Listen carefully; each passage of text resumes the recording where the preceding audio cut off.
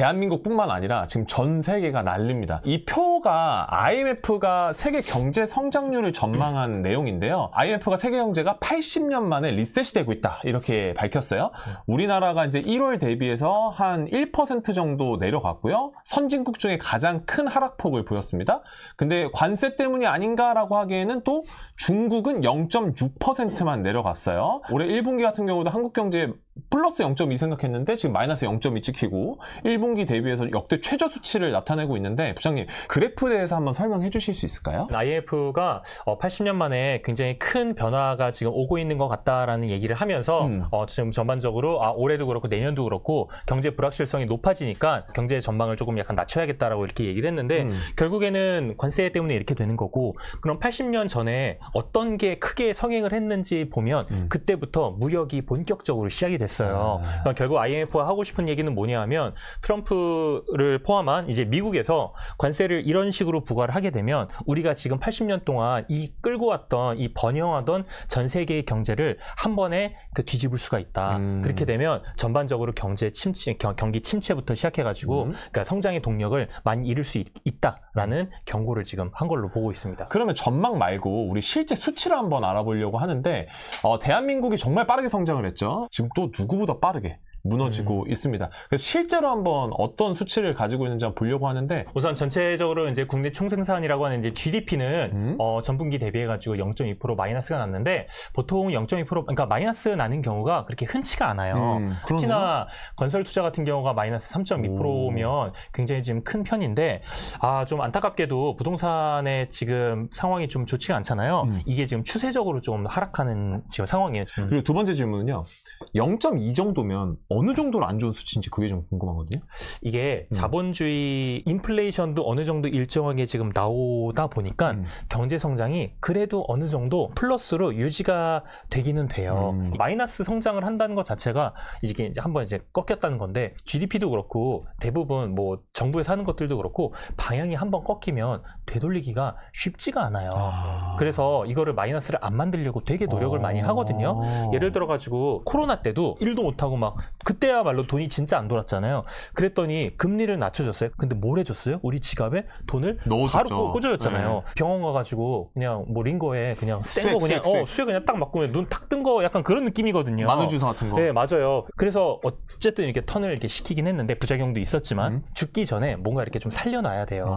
그래서 마이너스는 웬만하면 안 만드는 게 아니고 그냥 안 만들어야 되고 무조건 이제 플러스로 만들어서 방향이 바뀌지 않도록 이게 한번 바뀌기 시작하면 정말 큰 장기 불황에 들어갈 수가 있습니다. 경제 성장률 추이를 보면 지금 2023년과 2024년을 비교했을 때 그냥 대충만 봐도 너무 큰 차이가 나는데 지금 2023년부터 2024년까지 총 8개 분기 플러스 이번에 2025년 1분기까지 해서 총 9개 분기를 봤을 때 2024년 2분기와 동일하게 최저치를 찍었단 말이에요. 그러니까 그만큼 지금 경제 상황이 굉장히 안 좋은 거라서 도대체 대한민국은 어떻게 되는 걸까? 지금 성장을 멈춘 상태고 이 상태로 투자를 해도 될지 안 해야 될지 아니면 그래도 어쨌든 내가 가진 현금보다는 무언가 투자성 자산에다 돈을 넣는 게 좋은 건지 이게 궁금하실 것 같거든요. 네이버에 들어가 보시면 이 코스피 시가총액 순으로 돼 있는 이 지금 기업들이 쫙 있잖아요. 예전에는 시가총액이 웬만한 기업들이 다 돈도 되게 잘 벌고 성장도 막 몇십 %씩 하고 너무 좋았어요.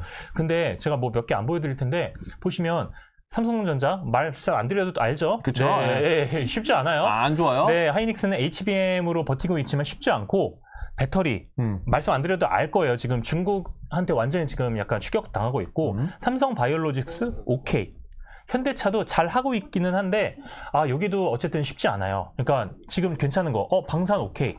나머지 쉽지 않고 조선 오케이. KB금융은 그 주담대, 주택담보대출로 돈 버는 거니까 내수고, 네이버, AI 쉽지 않고, 신한지주는 뭐 주담대, 하나오션은 뭐 조선이니까 괜찮고, 보시면 방산이랑 조선 빼고는 없어요. 괜찮은 데가 없네요. 괜찮은 데가 별로 없고, 대부분 다 중국한테 굉장히 빠른 추격을 받고 있는 그런 곳인데 예전에는 한국과 중국의 차이가 이렇게 됐어요. 그리고 이렇게 따라오는데 한국도 더 빨리 가기 때문에 이 갭의 격차가 계속 벌어진 상태에서 올라가고 있었는데 한국이 잠깐 슬로우한 사이에 중국이 엄청나게 지금 빨리 따라오고 있단 말이에요.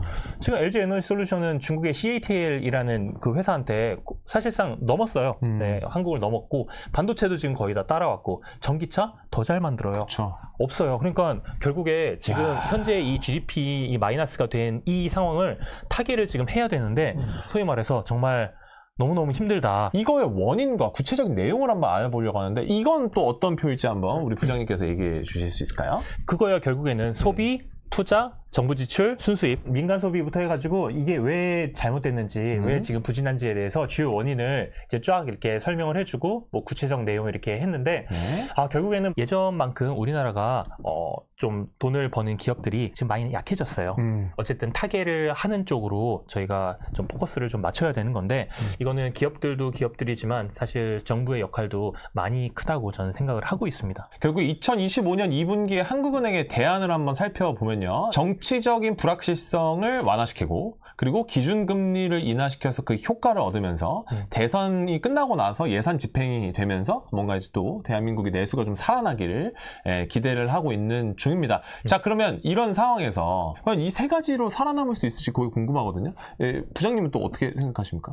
이거는 이제 정부에서 할 수 있는 거죠. 네. 정책 불확실성 완화는 신경이 지금 뭔가 경제를 성장시키고 뭔가 상승하고 막 이쪽에 지금 포커스가 맞춰져야 되는데 다른 쪽으로 이제 에너지가 좀 약간 흡수가 되다 보니까 이런 지금 부분들이 사회 전체적으로 약간 낭비가 있었던 거죠. 근데 그런 것들에 대해서 좀 완화가 되면 좀 낫지 않을까라는 얘기를 하는 거고 기준금리 인하 효과는 이제 통화 정책이죠. 이제 금리를 내린다는 건데 이것도 우리나라가 마음대로 혼자 내릴 수가 없어요. 그쵸. 네, 미국이 안 내리는데 한국만 내린다? 그러면 금리 격차가 지금도 많이 벌어져 있는데 여기서 지금 더 벌어져 있으면 환율이 타격을 또 받을 수가 있어요. 원화 가치가 너무 떨어지니까. 맞아요. 네, 그렇게 될 수 있기 때문에 어쨌든 한은의 이창용 총재님 고민이 진짜 많으실 거예요. 대선 예산 집행하는 거는 이제 대선 끝나고 나서 이제 예산을 집행하는 건데 아까 2023년에 성장률 되게 높게 나왔잖아요. 그것도 결국에는 대선 하고 나서 윤석열 전 정부가 조기에 집행했기 때문에 2023년에 반짝하고 이제 살아났지만 이게 이번에도 또 쓴다고 해가지고 잘 될까? 그건 사실 잘 모르는 거예요. 이거는 지금 정부에서 해야 되는 요 통화정책, 재정정책이거든요. 근데 이런 것들로 지금 살아날 수 있는 지금 상황이 아닌 것 같아요. 기업들도 다 알거든요. 와, 중국 진짜 무섭게 추격하네. 야, 근데 미국은 AI 로봇으로 왜 이렇게 빨리 가는 거야? 빨리 따라잡아야 되는데? 근데 지금 상황은 안 좋고 불안하니까 투자는 못해. 이 상황부터 지금 먼저 해결을 좀 해줘야 돼요. 정치가 해줘야 되는 거고 경제는 정확히 말하면 뭐 해 마라가 아니라 그냥 잘할 수 있는 판만 깔아주면 돼요. 어차피 판만 깔아주면 열심히 하거든요. 돈을 벌어야 되니까. 그래서 저는 그런 분위기를 만들어주는 게 더 중요하다고 생각을 합니다. 자, 그럼 이런 상황에서 지금 내 돈을 지켜야 될 때 과연 안전하게 지킬 수 있을까에 대한 의문이 분명히 드실 것 같습니다. 한국 경제가 또다시 역성장을 기록하면서 뭐 수출, 내수, 건설 멈췄고요. 성장이라는 단어 자체가 굉장히 어색하게 느껴질 정도죠. 그런데 이런 뉴스를 딱 마주했을 때 누구나 똑같은 질문하죠. 그럼 내 돈은 어떡하지? 불리는 건 아니더라도 어떻게 하면 잃지 않을 수 있지? 어떻게 하면 내 돈이 줄어들지 않을 수 있지? 이걸 한번 알아봐야 될 것 같은데요. 자, 요즘 트럼프 대통령이 당선이 되고 나서 셀 아메리카 이야기가 굉장히 많이 나오고 있습니다. 지금 보시면 트럼프 100일 경제 성적표 S&P 500 우리가 생각했던 거의 안전자산의 최고봉이었죠. 7.8%가 지수로 떨어졌고요. 그리고 달러 가치가 9%가 떨어졌습니다. 그냥 잘 생각해 보시면 지금 5월 1일이죠. 그러면 지금 이제 4개월, 올해 4개월 지났는데 정확히 12월 31일까지 바이 아메리카, 아메리카 온리, 무조건 미국만 사야 된다라고 했는데 딱 4개월 만에 이렇게 바뀌었어요. 갓 아메리카. 아마 주식 더 오르잖아요? 그러면 다시 바이 아메리카 저가면서 바이 더 딥 그 얘기 100% 나옵니다. 그러니까 저는 이런 뉴스에 너무 흔들리지 않으셨으면 좋겠고 물론 작년에 우리나라뿐만 아니라 전 세계에서 모든 자금들이 많이 몰린 거는 맞아요. 사실이에요. 그럴 수밖에 없는 게 미국이 AI의 주도권부터 해서 혼자 성장을 하다 보니까 이쪽으로 돈도 몰리고 괜찮은 기업들도 다 미국에 있으니까 그쪽으로 이제 갔던 거죠. 그래서 저는 요번에 반대로 이제 작용을 했던 거는 쏠림의 완화 정도로 보고 있어요. 사실 달러도 그렇고 미국 주식도 그래요. 근데 저는 이렇게 반문하고 싶어요. 셀 아메리카라고 해서 미국 주식 다 팔고 미국 자산 다 팔고 도망가야 된다라고 하는데 그럼 어디로 가실 거예요? 미국이 만약에 뭐 소위 말해가지고 이제 맛이 갔다. 뭐 경제가 완전히 뭐 경기 침체까지 들어왔다. 우리나라는 괜찮을까요? 일본 괜찮을까요? 중국 괜찮을까요? 네. 중국도 다 만들어가지고 미국에 수출하는데 유럽은 괜찮을까요? 전혀 괜찮지가 않아요. 그래서 저는 트럼프 때문에 더 격화가 되긴 했지만 막 급락했다가 급등했다가 막 왔다 갔다 하고 지금 올라가긴 하지만 불안한 상황으로 다 지켜보고 있기는 하는데 저는 그럼에도 불구하고 미국 자산에 대해서 미국 경제 성장에 대해서는 아직도 확고한 믿음이 있기 때문에 오히려 저는 빠졌을 때가 오히려 조금 더 기회로 좀 보는 게 전 좋다고 보고 있는 게 2024년 말까지 미국에 좋은 주식들이 너무 많은데 비싸라고 했는데 지금은 고점 대비해가지고 30-40% 하락한 종목들 되게 많거든요. 그렇죠. 박앤셀. 네. 그러면 지금 또 무서워서 못 산대. 그건 뭐야? 비쌀 때 못 사고 지금 쌀 때는 무서워서 못 사면 그러면 주식을 어떻게 합니까? 네, 이렇게 되는 거예요. 그래서 뭐 그렇다고 해서 제가 막 주식을 뭐 사라 마라 이렇게 말씀을 드리는 건 아니지만 너무 언론에 너무 휘둘리지 않으셨으면 좋겠고 전 세계 경제의 최후의 보루가 무너지면 전 세계가 어떻게 될지에 대해서 생각을 해보면 좀 타격을 많이 받을 수도 있겠구나. 그러면 최후의 보루는 그래도 끝까지 좀 살아남을 가능성이 높겠구나라는 생각을 하는 게 좀 더 이성적인 좀 판단이 아닐까 생각을 하고 있습니다. 불안해하시는 분들이 가장 많이 옮겨간 자산이 바로 안전자산이라고 하는 금이었습니다. 네. 이게 금 가격이 2024년 4월 대비해서 쭉쭉쭉 올라가지고 지금 2025년 4월 20일 딱 1년 만에 지금 거의 1.5배 정도 올랐나요? 이걸 반증으로 본다면 사람들이 이제 미국 주식, 미국 채권, 미국 달러보다 좀 더 안전하다고 생각하는 금 쪽으로 많이 옮겨왔다. 이렇게 봐도 무방하지 않을까요?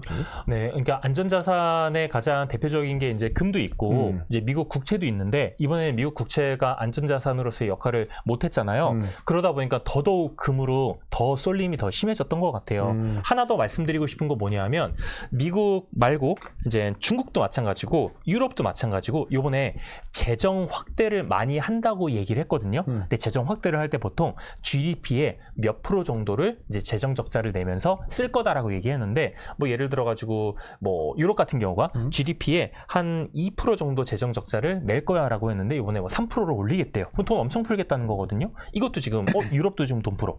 중국도 지금 미국에서 공격을 하니까 중국도 돈 많이 풀어갖고 내수를 어떻게 살리겠습니다. 그래서 GDP 대비해 가지고 재정 적자 마이너스 되는 거를 좀 더 높이겠습니다. 돈 풀겠대요. 그럼 뭐야? 유럽도 풀고 중국도 풀고 근데 미국도 안 풀 것 같지만 트럼프 되고 나서 좀 많이 풀었거든요. 또 꽤 풀었어요. 앞으로 더 많이 풀 거예요. 다 풀잖아요. 그리고 우리나라가 지금 추경했죠. 그리고 다음 정부가 누가 될지 모르겠지만 하여튼 열심히 풀 것 같거든요. 다 풀어요. 그러면 소위 말해서 통화라고 하는 법정 화폐에 대한 가치 그 믿음이 점점 떨어지는 거예요. 그러면 법정 화폐에 대한 가치가 떨어지면 채권을 사야 되나? 근데 채권은 뭐야? 지금 미국이 지금 저러고 있어? 그럼 투자도 못해. 그러면 우리가 어쩔 수 없이 갈 수 있는 게 이제 금밖에 없는 거죠. 어쨌든 많이 이제 채굴할 수 있다고 채굴할 수 있는 자산이 아니잖아요. 한정된 자산, 한정된 채굴 그 규모가 있기 때문에 그래서 더더욱 가치가 희소해져서 이제 올라가는 그림이 아닌가 그렇게 보고 있습니다. 그러니까 부장님이 해주신 얘기를 정리를 해보자면 결국에 미국이라는 나라 그리고 유럽 그리고 중국 모두 다 지금 약간은 돈을 풀어낼 기미를 보이고 있고 이미 풀고 있고 심지어 대한민국도 앞으로 어떤 정부가 될지 모르겠지만 정부가 새로 들어서면 이런 침체들을 좀 극복하기 위해서 돈을 풀어낼 것이고 그러면 결국 법정 화폐에 대한 믿음이 떨어지게 되면서 결국에는 또 투자 자산에 대한 상승이 올 수도 있다. 결국 주제가 오늘 첫 번째가 저성장 시대에 우리가 투자를 해야 하냐, 쉬어야 되냐 이거가 주제였단 말이죠.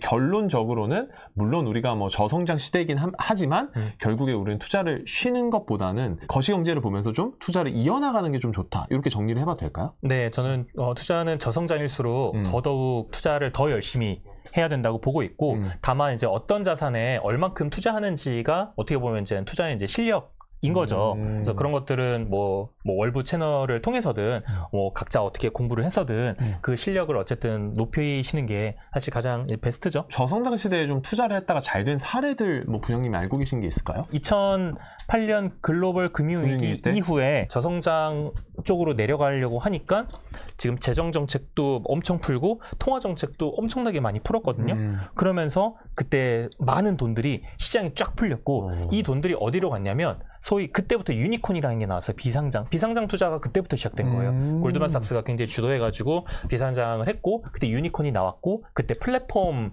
기업이라는 그런 얘기도 이제 처음 나왔던 거고 그게 이제 빅테크의 초석이 되면서 이제 그 기업들이 이제 압도적인 이제 성장을 하게 됐던 거죠. 그래서 이번에도 뭐 어떻게 될지는 모르겠는데 돈이 이제 많이 풀리고 이 자금들이 굉장히 지금 성장하는 산업의 대표 종목, 주요 종목들에 이제 들어가게 되면 이 기업들이 또 무럭무럭 성장해가지고 전체 경제의 성장을 또 이끌고 갈 수 있습니다. 그래서 오히려 성장이 이렇게 둔화가 될 때마다 열심히 어떤 산업이 살아남고 어떤 기업이 더 좋아질 건지 더 열심히 좀 보고 있어야 돼요. 굉장히 큰 기회가 될 수 있습니다.